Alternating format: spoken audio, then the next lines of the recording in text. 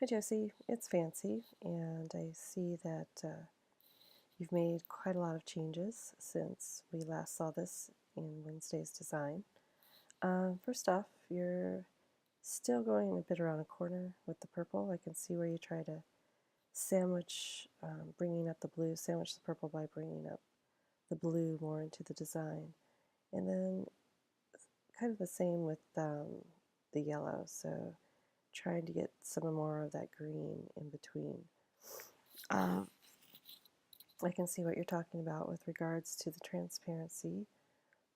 So making that transition between different hue families with the middle values here. And with the green is not quite working. You've got to go lighter. So maybe you have to add some of those lighter values in there to transition better with the green. Blue and green, or cyan and green, of course, work well.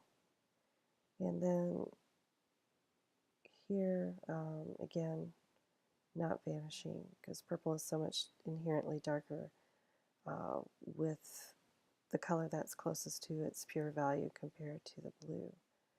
So with that regards, you'll probably have to go with some of the lighter values here to make that transition.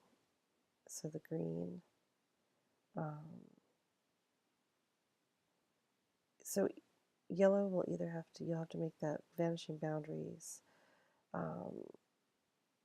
Those middle values of green kind of get to be this, right?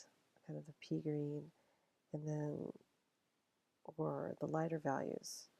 So when we say make transparency with the middle values, because we want to maintain a sense of the base color, it doesn't always work with every pairing. So yellow is inherently lighter in value when it's pure.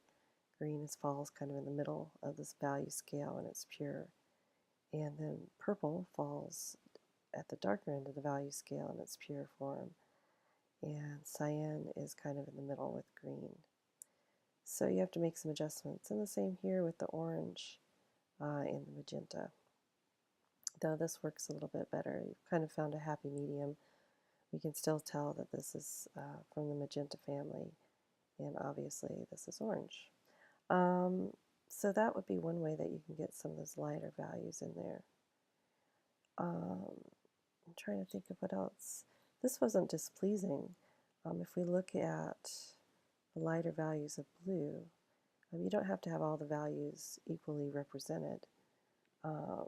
So you could add smaller amounts of these lighter values where necessary.